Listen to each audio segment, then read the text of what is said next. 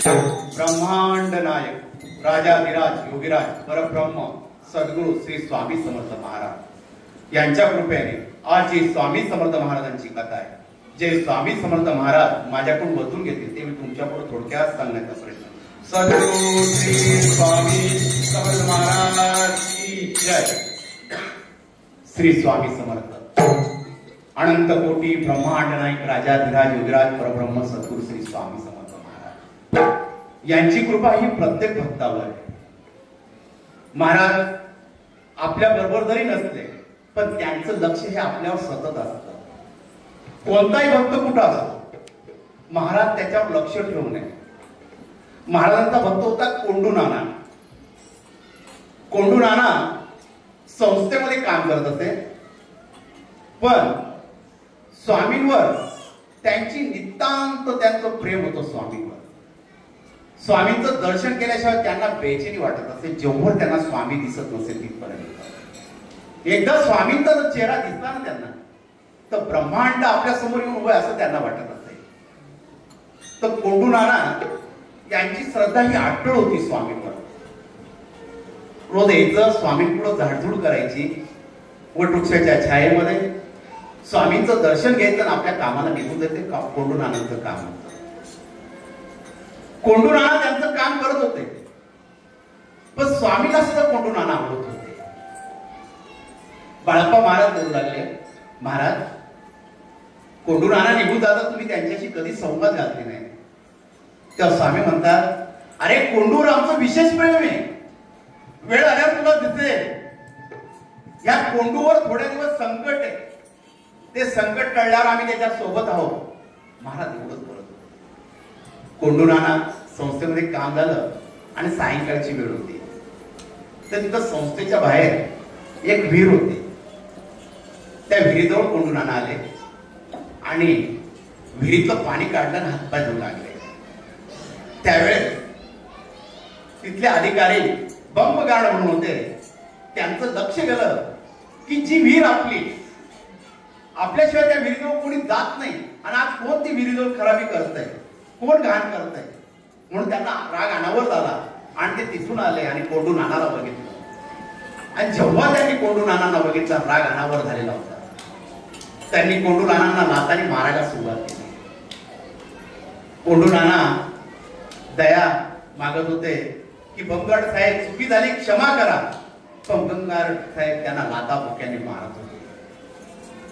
ते स्वामींचं नामस्मरण घेत होते, स्वामी महाराज तुम्ही तरी येऊन वाचवा. एक कधी लक्षात ठेवा, ज्यावेळेस आपल्यावर संकट येतात, संकट चारी बाजूने आपल्याला घेरतात, आपल्याला घेरण्याची एक शक्ती प्रदान होते. त्यावेळेस ज्या लोकांमध्ये जी शक्ती प्रदान होत नाही ते त्या संकटांना हरवून जातात. तेव्हा त्यांच्या मागे दैव शक्ती कोणत्याच गुरुचा आधार नसतो. पण ज्या संकटांना जो सामोरे जातो आणि टिकून राहतो, समजून घ्यायचं त्याच्या मागे गुरुबळ पाठबळ हे भक्कम आहे. कारण की गुरु हा शिष्याला कधीच मोकळा सोडत नसतो, तो त्या शिष्यासोबत कायम असतो. आता जगन्नाथपुरीची यात्रा चालू आहे, आपण सर्वजण टीव्हीवर बघत असतात. जगन्नाथपुरीचं महत्व काय की जगन्नाथपुरीचे भगवान आपल्या बरोबर कसे असतात, कारण की जगन्नाथपुरीला माधवदास महाराज राहत होते. त्यांची नितांत सेवा जगन्नाथपुरीवर होती त्यावेळेस. तर एक काशीचे विद्वान होते. ते विद्वान प्रत्येकाला सांगायचे की कोणाला हिंमत असेल तर त्यांनी माझ्याशी शास्त्राबद्दल चर्चा करावी, आणि ते त्याला हरवून टाकलं असेल त्याची टिंगल होत असते. काशीमध्ये त्यांचा दबदबा वाढलेला होता त्यावेळेस. तर ते विद्वान काशीमध्ये प्रत्येक कोणी विद्वान असेल त्याला सांगत असते की माझ्याशी शास्त्रयुक्त चर्चा करावी. तर त्यावेळेस काशीचे एक विद्वान होते, त्यांनी सांगितलं तुमच्यात जर एवढी हिंमत असेल तर तुम्ही जगन्नाथपुरीला जा, तिथं माधवदास महाराज आहे, त्यांच्याशी चर्चा तुम्ही करावी. तर हे काशीचे विद्वान जगन्नाथपुरीला गेले आणि जगन्नाथपुरीला गेल्यावर जगन्नाथपुरीचं चमत्कार न करता, त्यांना नतमस्तक न होता, माधवदास महाराज कोण यांचा तपास करू लागले त्या जगन्नाथपुरीमध्ये. आणि त्यावेळेस तपास करत असताना त्यांना माधवदास भेटले आणि माधवदास भेटल्यावर त्यांनी सांगितलं की मला तुमच्यावर शास्त्रावर चर्चा करायची, त्याच्यात तुम्ही हारता का मी हारतो हे मला बघायचंय आणि ते मला काशीमध्ये जाऊन सांगायचंय. माधवदास महाराज होते, त्यांनी सांगितलं मी तुमच्या पुढे हार मागतो, तुम्ही माझ्या घरी आलात, माझ्या कुटियाला तुमचे पाय लागले, हे माझ्यासाठी भाग्य, पण मी तुमच्या पुढे हारलेलो आहे ते सांगतोय. नाही असं कसं चालणार, तुम्हाला चर्चा ही तर करावीच लागणार. त्यांनी सांगितलं मी चर्चा करू शकत नाही, कारण माधवदास महाराजांना माहित होतं की मी जर चर्चा केली तर हा तिथं हरणार आहे. पण त्यांनी तिथंच माघार घेतला आणि सांगितलं की मी हारलेलो आहे, तुम्ही जिंकलेला आहात, मग मला एका भोजपत्रावर तुम्ही तसं लिहून द्या. त्यांनी एक भोजपत्र घेतलं, त्याच्यावर लिहिलं की काशीचे विद्वान आले, त्यांची माझी शास्त्रावर चर्चा झाली आणि त्या चर्चेमध्ये मी हारलेलो आहे. तर ह्या पुढे ते कधी जगन्नाथपुरीला आले तर त्यांना मी माझ्या कुटियामध्ये ठेवणार आणि त्यांची सेवा मी करणार, त्यांची खाण्यापिण्याची सर्व व्यवस्था मी करणार. त्या विद्वानाला आनंद झाला आणि ते भोजपत्र घेऊन ते काशीला आले. काशीला काही विद्वान बसले होते, त्यांना त्याने ते भोजपत्र दाखवलं. ते भोजपत्र पाहिल्यावर त्याच्यामध्ये असं लिहिलेलं होतं, हा काशीचा विद्वान माझ्या पुढे हरलेला आहे, हा कधी जगन्नाथपुरीला येईल तर शिदा पाणी मला घेऊन येईल आणि माझी सर्व सोय करेल. सगळे लोक हसू लागले. त्याने सांगितलं असं नाही. मग त्याने परत भोजपत्र हातामध्ये घेतलं आणि त्याच्यामध्ये तसंच लिहिलेलं होतं. मग ह्या विद्वानाला राग आला आणि तो परत जगन्नाथपुरीला माधवदास महाराज बसलेले होते आणि ह्या विद्वानाने त्या माधवदास महाराजांना सांगितलं, महाराज तुम्ही हरलेला आहात, तुम्ही स्वतः कबूल केलं, मला भोजपत्रावर लिहिलं, मी असं काय लिहिलं. माधवदास महाराजांनी ते भोजपत्र हातामध्ये घेतलं आणि त्याने वाचलं, हे तर मी नाही लिहिलं, ही लिहिलं काय मला नाही समजत. मग त्याने सांगितलं आता तुम्ही लिहून दिलेलं आहे ना, मग तुम्ही मला परत लिहून द्या. हो मी हरलेलो आहे, परत लिहून देतो. मग त्याच्यासाठी तुम्हाला आता माझी एक गोष्ट ऐकावी लागेल. तुम्हाला एखाद्या गधाडावर बसावं लागलं, तोंड काळं करावं लागलं, चप्पलचा हार घालावा लागला. माधवदास महाराजांनी होकार दिला आणि तेव्हा त्यांनी सांगितलं तुम्ही गधाडाची व्यवस्था करा, मी तेव्हा माझ्या जगन्नाथपुरीचं दर्शन घेऊन येतो. आणि ते भगवंताच्या दर्शनाला गेले. इकडे हा गाढवा पाच बसला आणि चपलाचा हार बनवून बसला आणि त्यावेळेस देवाचा चेहरा असा चिडलेला होता. आणि चिडलेला चेहरा पाहून माधवदास महाराजांचा विचार करू लागले, मी रोज या दर्शनाला येतो, पण आज माझ्या भगवंताचा चेहरा का चिडलेला आहे. त्यावेळेस माधवदास महाराज हे ध्यानामध्ये गेलेले होते. ध्यानामध्ये गेलेले असताना जगन्नाथपुरी स्वतः यांनी माधवदास महाराजांचा अवतार घेतला बाहेर आले आणि हा काशीचा विद्वान समोर आला आणि सांगितलं, माधवदास महाराज तुम्ही आता बसावे. का बसावं, आपण पहिले चर्चा करूया.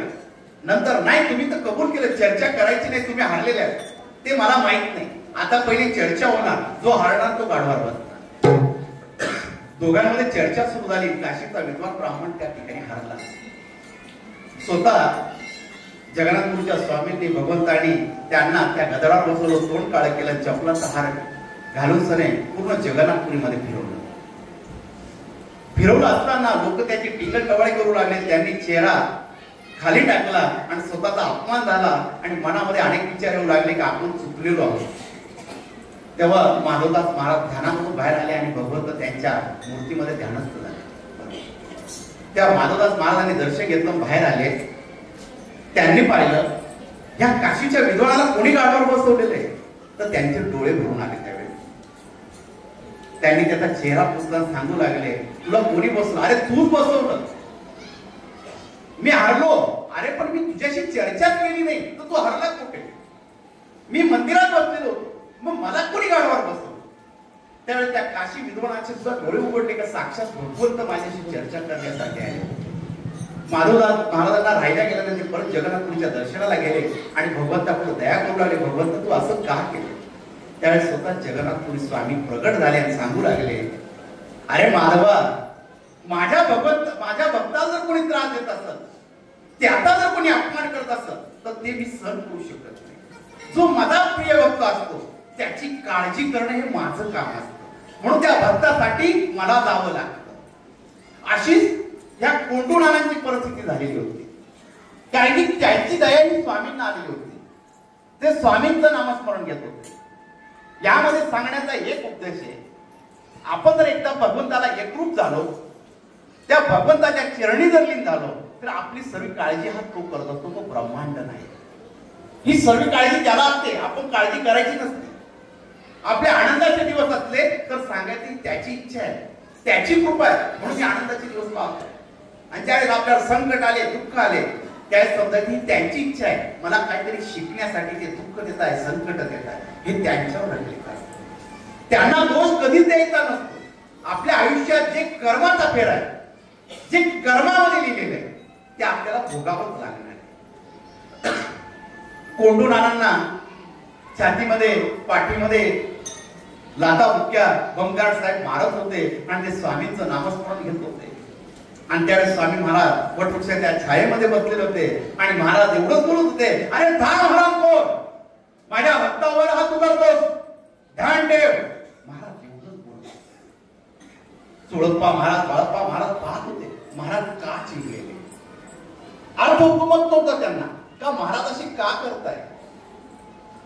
बंगार कोंडू नानांना मारत होता. कोंडू नाना कसे तरी तिथून बाहेर आले आणि रडायला लागले. स्वामी महाराज कोणाकडे जाऊ, संस्थेमध्ये जर दाद मागितली तर ह्या बंगार आपलं काहीच चालू शकत नाही. तर आपल्याला सहारा म्हणजे आपला ब्रह्मांड नाही का, आपला स्वामी आहे. तर आपण त्या वटवृक्षाच्या छायेमध्ये जावं आणि स्वामींना आपल्या मनामध्ये काय दुःख झालं ते सर्व सांगावं.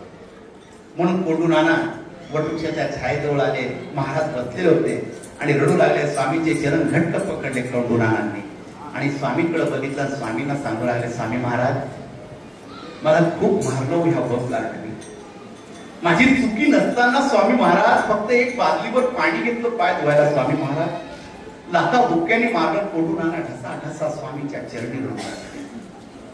महाराज एक शब्द बोलले. महाराजांनी दोन्ही हात खाली ठेवलेले होते आणि बंगार स्वामींचे चरण घट्ट पकडून सने स्वामींकडे बघत होते. स्वामी महाराज डोळे मिटून सने फक्त बसलेले होते. बंगारांना मारलेलं होतं, पण कोंडू नानांना वाटत होतं स्वामींनी डोळे उघडावे, माझ्याकडे बघावं. त्या स्वामी महाराज एक शब्द बोलत नव्हते, फक्त कोंडू नाना रडत होते. त्या ठिकाणी कोंडू नानांना बाळप्पा महाराजांनी उठवलं. नाना उठा. महाराज काही ना काही नक्की मारले का. कोंडू नाना मारलेलं होतं आणि त्या तुटलेल्या अंगामध्ये घराकडे जाऊ लागले. घरी आले. पत्नीने अवस्था पाहिली. आपल्या पतीची अशी अवस्था झाली, अंगावरची कपडे फाटलेले, रक्त निघतंय आणि नवऱ्याच्या डोळ्यामध्ये अश्रू आहे. त्या पत्नीला वाईट वाटत आहे. आपला नवरा असा आलेला आहे, ती अवस्था पाहिली. कोंडू नाना घरामध्ये आले. पत्नीने विचारलं काय झालं. त्या कोंडू नाना आपल्या पत्नीजवळ रडू लागले. झालेला वृत्तांत सर्व सांगू लागले. दोघं नवरा बायको रडत होते. आपल्या नवऱ्याच्या अश्रू ती पत्नी पुसत होती.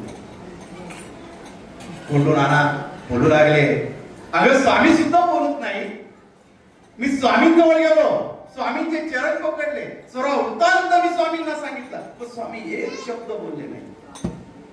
त्या पत्नीने आधार दिला, अहो स्वामींवर विश्वास ठेवा, स्वामींची काहीतरी लीला असते, तुम्ही काळजी करू नका, तुम्ही आराम करा. आपल्या पतीला ती वैद्याकडे घेऊन गेली. स्वामी महाराज त्या दिवशी रागामध्ये होता. स्वामींनी अन्नाचा एक कण त्या दिवशी घेतलेला.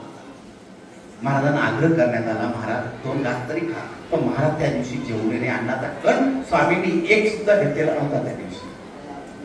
हे बंगार सायंकाळची वेळ होती आणि आपल्या महलाकडे जात असताना मध्ये एक लाकडाचा तुकडा होता. त्याला फक्त त्यांचा पाय लागला. ज्या पायाने त्यांनी लाथा मारल्या त्याच पायाला तो लाकडाचा तुकडा लागला. तिथं ते जोरात पडले असताना दुखापत एवढी झाली की त्यांचा पाय सुटून गेला. चालणं अवघड झालं. त्यांनी वैद्यांकडे दाखवलं, डॉक्टरांकडे दाखवलं, पण पाय आता काही बरा होत नव्हता. काही दिवसांनी ते मुंबईला गेले. मुंबईला डॉक्टरांना दाखवलं, फरक काहीच पडत नव्हता. आता 1 महिना होऊन गेला.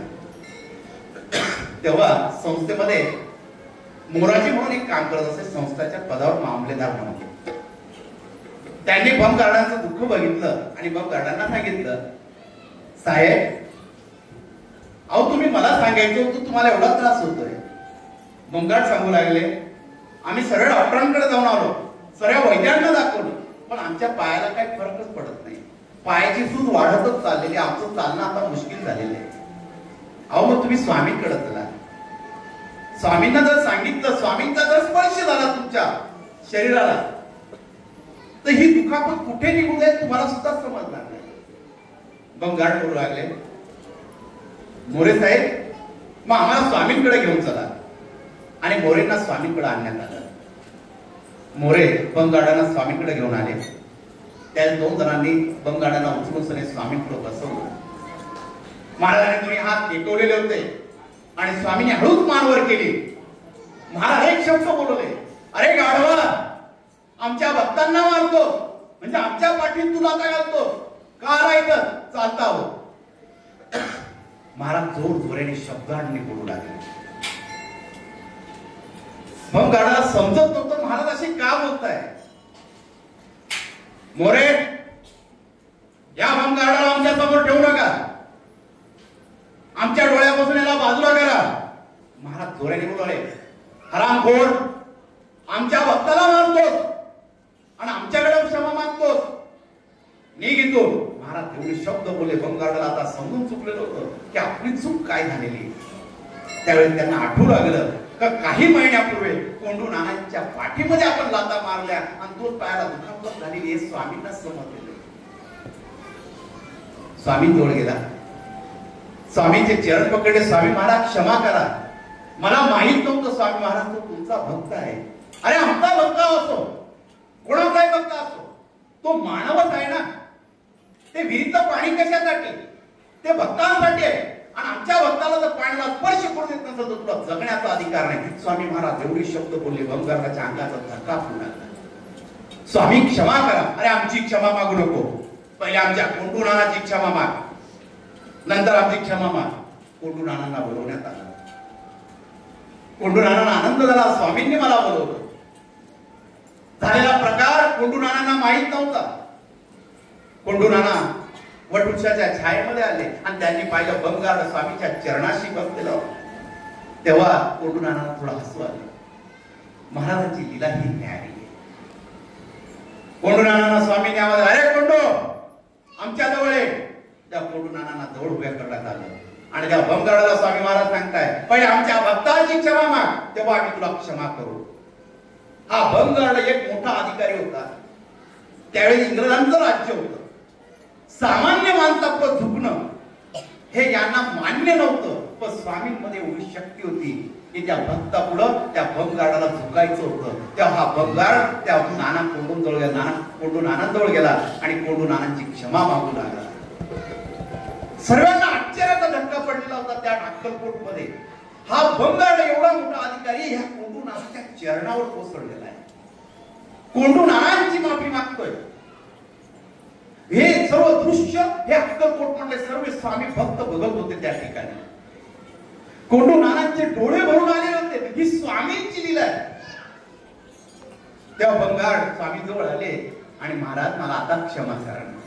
त्या स्वामीने स्मित हास्य केलं, आम्ही तुला क्षमा केलं. जो आमच्या भक्ताला शरण आला तो आम्हाला शरण आला, आम्ही त्याच्यावर कृपा केली. हे स्वामी महाराज त्या बंगाराला सांगू लागले.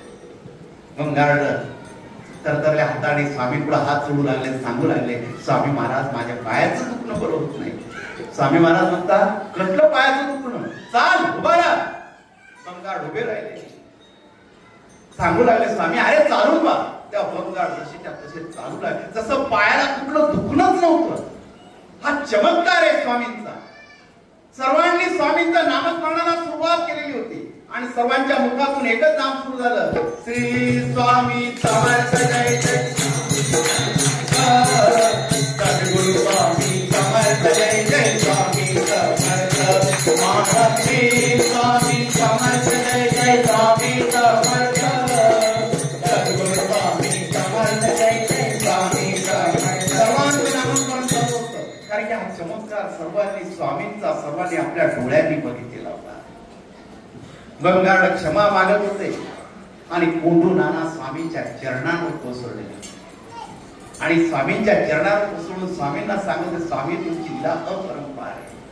त्या स्वामी महाराज कोंडू नानाच्या डोक्याला ठेवून सांगताय, अरे कोंडू तू आमचा भक्त आहेस, तुला तुला दुःख झालेलं आम्ही सहन करू शकत नाही, कारण तू आमचा भक्त आहे. आमच्या भक्ताला कुठे असो, आम्ही त्याच्या जवळ जरी नसलो, फक्त त्याने जर आमचं नामस्मरण घेतलं तरी आम्ही त्याच्या जवळ आहोत. आणि कोंडू तू आमच्या जवळच आहे, तुझ्या मुखामध्ये अखंड आमचं नामस्मरण चालतं, तर आम्ही तुला कसं सोडू शकतो. कोंडू नानाने स्वामीच्या चरणावर आपलं मस्तक ठेवलं. स्वामींनी एकच आशीर्वाद दिला, ठेवू नको तुझ्या